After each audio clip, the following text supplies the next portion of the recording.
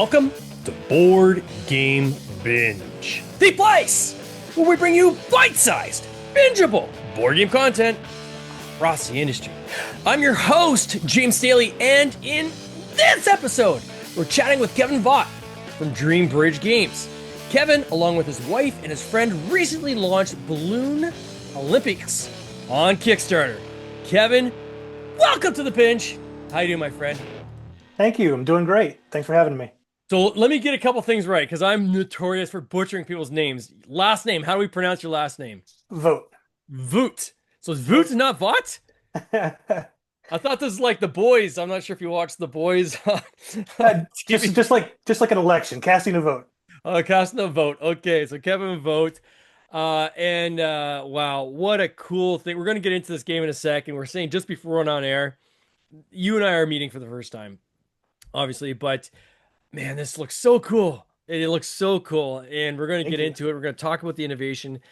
I get just giddy like a schoolgirl when I see any kind of innovation in the industry. I don't think there's enough, quite frankly. I think people lean towards iteration versus innovation, right? Because there's a fear that comes along with that, right? There's always the worry that if I make something kind of too foreign, people might not play the game or may not get as much funding.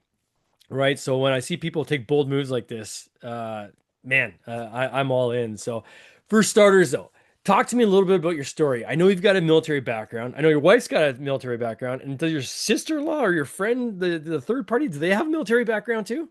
Yeah. We grew up together here in Oak Ridge, Tennessee. Oh, nice. My wife and I and our friend Amy. We've kind of went our separate ways. My wife and I ended up both going in the Air Force. Mm. Spent 20 years.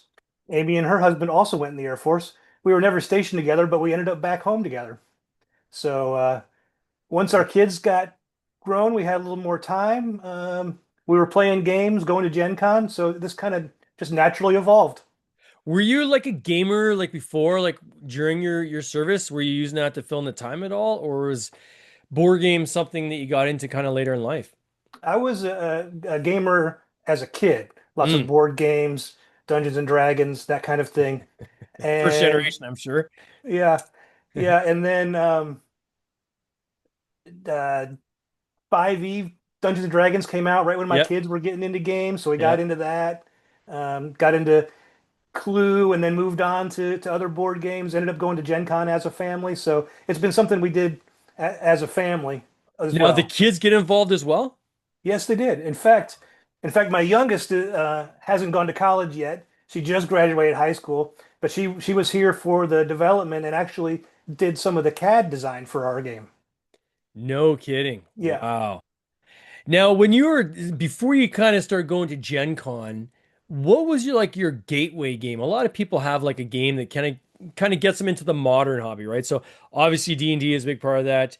You know, the classics like the Clues, Monopolies, and so forth. But then kind of this whole modern era of the hobby, we get into I hear people sometimes say Catan and things like this. What was the one that kind of sucked you guys in and said, you know what, we're going to go to a convention now on board games? Well, for me, it was kind of a different direction. Mm. I got hooked on Wings of Glory. Uh, Ah, okay. so airplane miniatures, World War One, moving around the map, and trying to convince people to play that game with me was kind of my kicking off point. So, and then did you find people to play that? Like, did you join like the local groups for that at all? Or was it more, um, did that kind of force you to switch more into more, for lack of a better word, gateway games or kind of family weight games? Yeah, friends and family, but here's what happened in that game. There's a particular card that if you draw that card, you Hmm. explode the other airplane, right? And we had convinced some family to come over, and my brother-in-law and his wife were playing with us, and he drew that card on her and exploded her airplane, man. And that was when we knew we needed to search for something that was a little more gentle that we could play, so they would keep talking to us. Yeah. So that was kind of the idea for the balloon game. Same kind of look and feel Mm. um, of figures flying across the map, but in a little more gentle format. And was like battle type games kind of like, because I guess and there's obviously Euros out there. There's, the American styles, more kind of skirmishes and things like Risk was like skirmish, right? Yeah, yeah, So, or area control and skirmish. So, was that kind of your jam? Is that kind of the types of games you leaned into? yeah. I enjoy that. Yeah.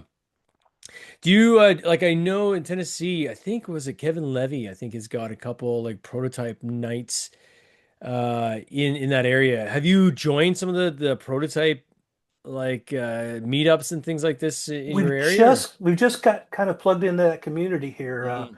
Recently went to our first convention locally here, the Knoxville Fun K-Town convention, Yep. and that was great. Met some new friends who wanted to play war games with me, and also met some board game folks, and started meeting some of the folks in that community, the prototyping and development community here in Knoxville, which I was surprised is actually going pretty well and strong. Yeah, it's a big group there and it's growing quite rapidly. I know some people that are involved in not only the like kind of the prototyping events, but starting to work on actual like gamer cons and things like that. So I can Yeah. see that market growing quite quickly.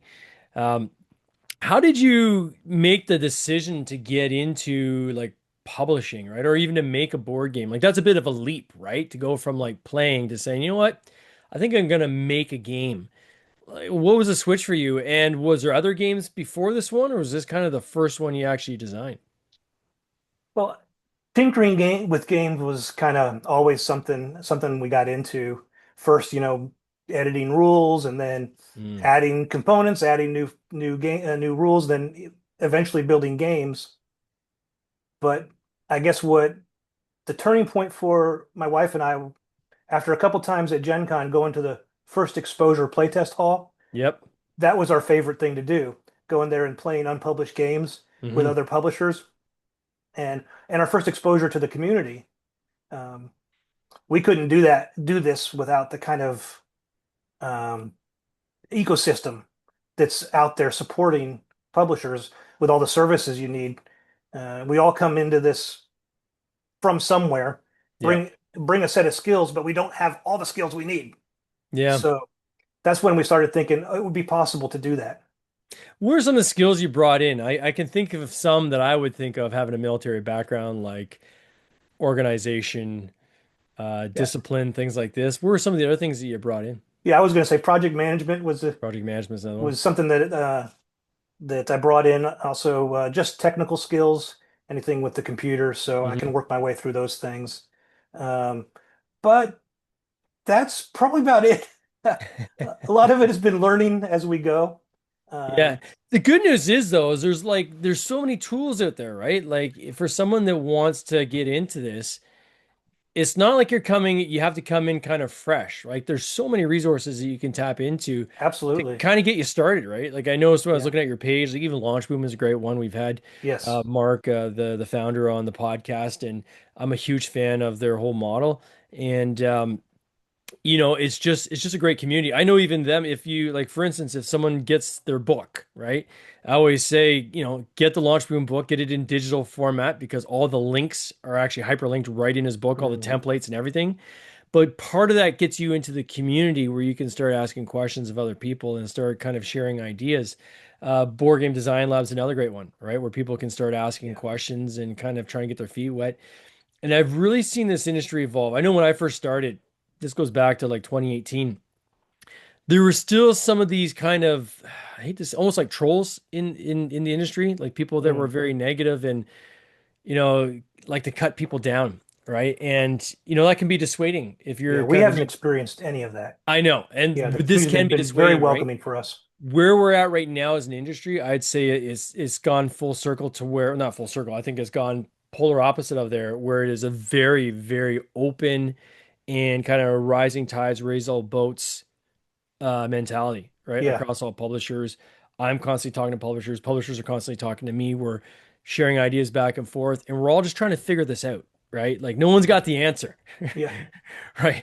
Even the guys who are like are crushing it, right? Even them, they're still trying to figure out, okay, how do I kind of tweak the machine and get the oil the machine to get this thing to operate that much more. And the platforms keep changing too, which makes it a bit of a moving goalposts as you're trying to figure it out, right? Yeah. Yeah. Launch Boom was critical for us from the marketing standpoint. We've been following their model as close as we can, and that's Yeah. been really successful for us. Another thing was going to the Gamma Expo Hmm. and just walking around talking to people and and meeting a lot of the other folks doing what we're doing and Yep. supporting what we're doing. Yeah.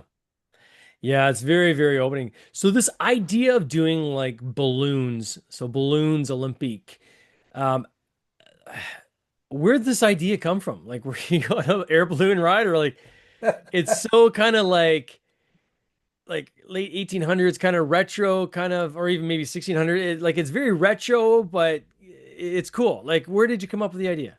Yeah, it started with World War I airplanes, and I started looking at that era Yeah. about what else was going on, and I stumbled on this event in Paris in 1900 where they had balloons as part of the Olympics, and it was right during that time of the Belle Epoque, the Art Nouveau movement, and that just Hmm. all lends itself to a great board game theme. And then how do you translate that then into the game idea? So, I mean, I'm going to show for people that are watching on the replay, but you've got this really cool mechanism in there. Oh, there's a couple. One is the way the balloons change different directions based on, where you set them on, the clear kind of stick, right? That they're on as they kind of float across the city. And you've got the kind of topical graphical map of Paris, essentially, right? And then you've got this marble, almost like a roulette style marble that's like swinging around the board, and then settles in certain spots. Can you talk to that? Like, take me Yeah, through kind of I'm interested in you explain to the listeners in as descriptive languages as possible, kind of how that works, but then also where this idea came from. Like, it's so unique. yeah, it all evolved from the sport itself. Now, Mm, I'm not a balloon pilot myself, but in reading about it and understanding how it works, the balloons can only go where the wind takes them. yeah, So the way the pilot controls the balloon is by going up and going down. In this case, they're gas balloons. So you got to drop ballast or release gas yeah. to go up or down. That's all you can do. And you try to catch the wind going in the direction you want to go. And this was actually an event they held then, and they still hold today. This kind of trying to hit a target. Mm. So, and obviously, what better target than all the great monuments and architecture in Paris? So those naturally became our targets. And then we needed to add some randomness to the game. Hmm. And I read about how they judge the wins. So a pilot will release what they call a pilot balloon, a pie ball is what they call it for short, Hmm. and they watch it go up and see which way it goes. That's how they judge the win. So that Oh. evolved into the idea of can we use a marble? Can we somehow release the marble to see which way the wind is going? And after a lot of iterations, it became a track. Was anybody a roulette player? Was there any influence there at all? You know, we we that was one of the avenues we went down, searching for a mini roulette wheel to see if we could apply it. And in the end, we had to just build our own mechanism.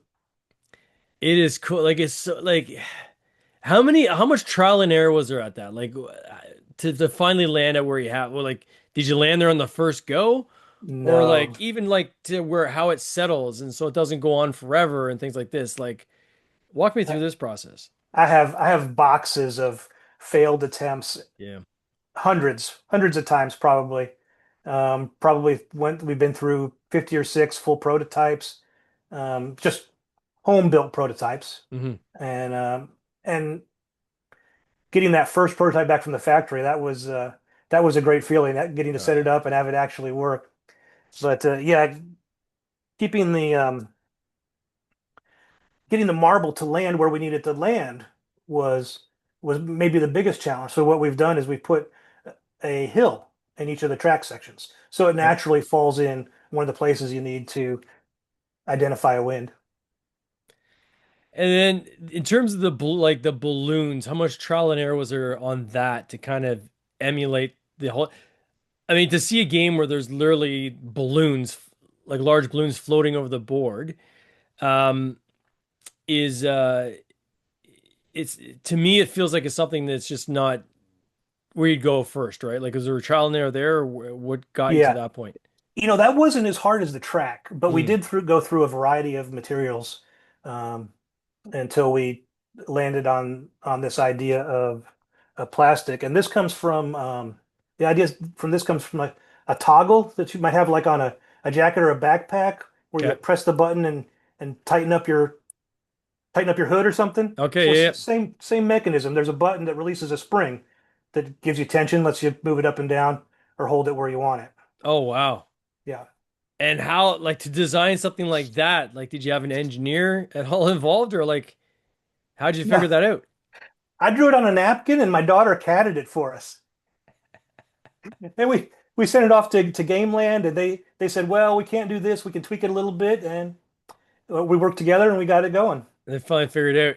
Now, I would imagine most publishers kind of seeing this or looking at this thinking, "Oh my God, I can't even imagine the molds and some of the costs around the infrastructure of making those." Were you able to figure that out, or how punishing was that? Yeah, it's a challenge. There's a big upfront cost for it Yeah, to do the molds, but I don't think it's any worse than doing a miniatures heavy game. yeah. What Yeah. about the mechanism itself? Like, did you have troubles getting it to function properly? Yeah, we've run into a couple of things, making sure there's enough tension on the spring to hold the balloon in place, Hmm. trying to get the balloon a little bit lighter so it's not too tippy.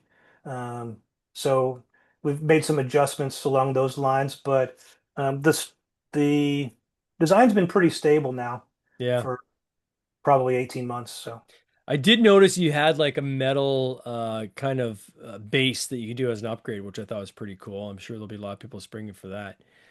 Um, so when you kind of put this together, then you got the dice tower, of course, obviously that's in there as well. This looks like it's a table hog. How well does it pack up? Does it like shrink down fairly well into the box?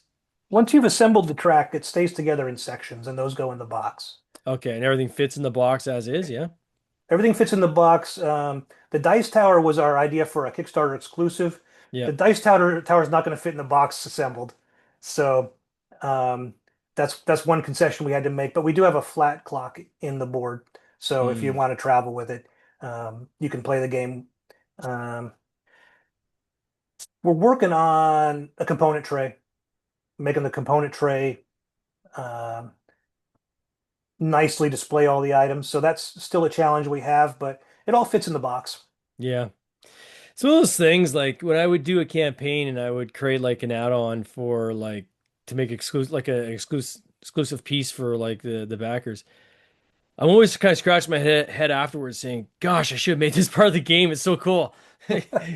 Do you run into that? Like, do you have a little bit of the remorse side? You're like, "Oh man, I wish this dice tower had been part of the We've base we've game already as got well." that request. Yeah. Make sure the Dice Tower is available after, but we've already promised it as a Kickstarter exclusive. So Now, does it fold down flat, or once it's assembled, it's assembled? it comes apart in two pieces pretty easily. Yeah. Um, yeah. Yeah, it's crazy. And but it won't fit. So what, how do they, if it doesn't fit in the box, like what's the plan for them for storage? Is it just like a display piece on their shelf, or what were you guys thinking for that?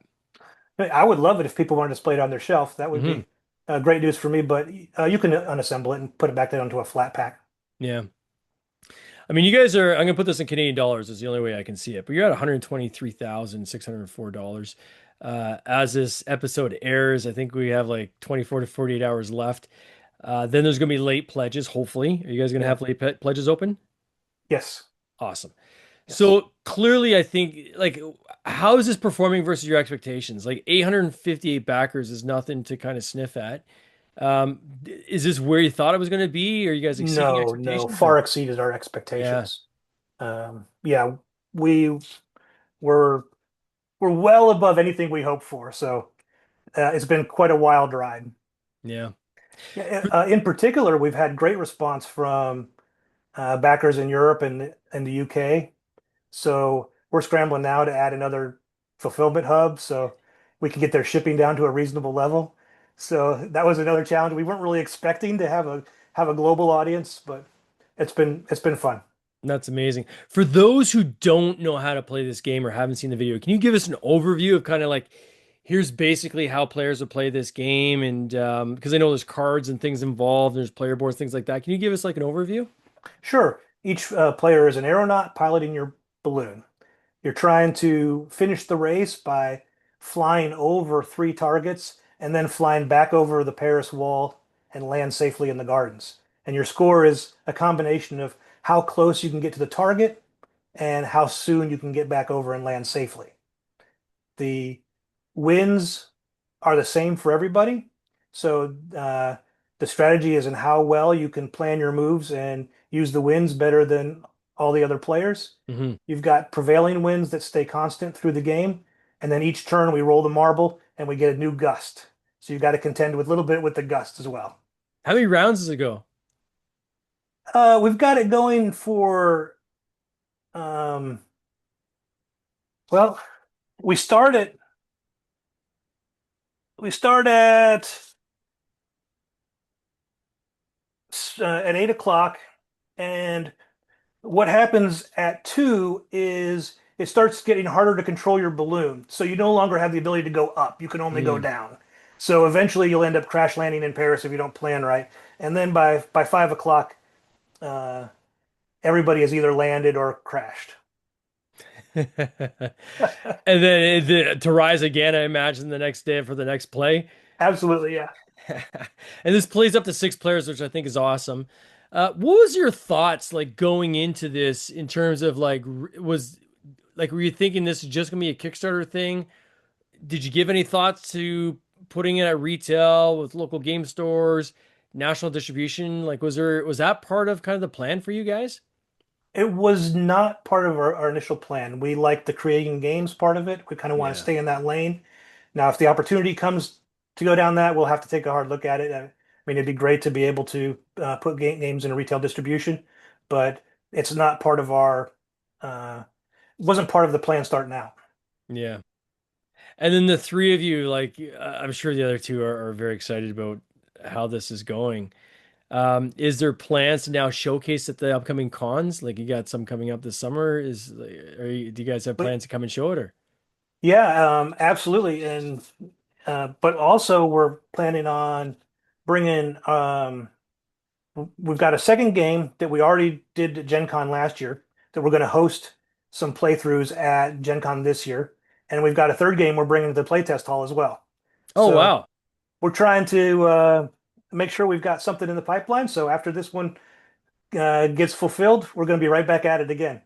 Oh my gosh. I guess now that you're retired, you're kind of unretiring yourself Yeah. and becoming publishers, right? Yeah. Yeah. Oh, that's crazy. And then so how have you kind of reached out to the community? Like have you guys built like started working on building out like a community as part of your marketing and things like that to kind of carry those people forward to the next game, or how have you engaged that? Yeah. We've got a pretty good audience built on this game. Hmm. And so we're hoping that it's an audience that'll be interested in our next game. And we've just going through the Kickstarter, we've made so many new contacts and friends that are doing various things, from folks like yourself to people who are doing art, all across the board, Yeah.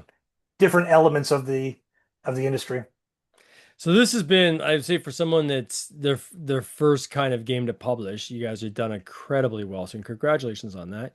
Thank What's some you. advice you would give to like someone else in your position who's just starting out, just saying, "Gosh, like this seems like a big mountain to climb. I don't even know Yeah. how to start." The advice we got when we were about halfway through was, "Oh, you should have started with a card game." So yeah, it's definitely challenging if you want to include these kind of components, but Yeah. I think there's a healthy movement in the hobby toward games that are have these playful components like this, Hmm. and I really enjoy it, and I think there's a an audience for that. So I guess my Where should big someone start though? Like if they're like obviously I think you've got the conventions you talked about where they can go yeah and start doing the play halls. I think that's a great place to go and just kind of see how others are approaching it. Um, and really to see even some of the top designers you'll see at these play halls, and they've got the pieces of paper with scribbles on them, just like everyone else, right? Doing yeah their yeah. so we're all very similar in that boat. In terms of like the approach, Launch Boom is obviously a good one to start. with Yeah, the places that we started was the playtest hall at Gen Con. yeah, And really any convention. Just going yeah, to any convention, you'll find a community of folks doing prototypes and developing games. yeah. Um, getting the right partners to complement what skills you don't have. Like for us, it was Launch Boom was the critical one. Mm. Um, Last year, they did a program at Gen Con for the first time called the Game Design Academy. Oh, interesting. And I did that, and it's great. It starts on Wednesday, and it's a whole curriculum of different aspects of game design. So I would highly recommend doing something like that. That was kind of like getting a crash course Mm. in everything from distribution to fulfillment to marketing to prototyping. Um, it was And they useful have for me. different guest speakers come in, or how do they kind of walk you through that? Yeah, yeah. Each seminar was in general given by someone who was a leader in that community. Mm. So the And other then, one that was really helpful for us was joining Gamma and going to the Gamma Expo yeah. and just talking to folks. Now with the French themed game, have you had French backers? We do have a few French backers, yes. And then is there thoughts around offering like even in a digital format, translated versions of the rule book and things like this? Yeah, we're working on German, Spanish, Italian, and French. That's cool. I could see us doing very well in Europe as like as a localization project, eh? Yeah, yeah. And in fact, we're exploring Japanese too because we started getting some Japanese backers. Oh, that's amazing. That's amazing. Though Japan typically smaller boxes, right? So a big box like this, it's cool they're Yeah. interested. So what's the next steps for you guys? Like where are you going from here? So you mentioned you've got two other prototypes you're working on.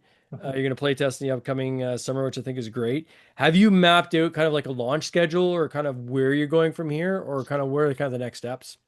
We did. We mapped out a launch schedule and we totally blew it. We we were learning so much as we went along. So we got some advice. Go to the next step when you're ready. So Mm. we've tried to do that. When we're ready, we go to the next step. And it's taken a little bit longer than we anticipated, but I think having been through it once now, the next time through, we've learned so much. Um, so I don't want to put a date on it, but certainly early next year, we'd like to be into the Kickstarter for the next game. Yeah, again, I'll go back to Stagmeyer. I've said this so many times on my podcast, but that's the one big thing I took out of his book.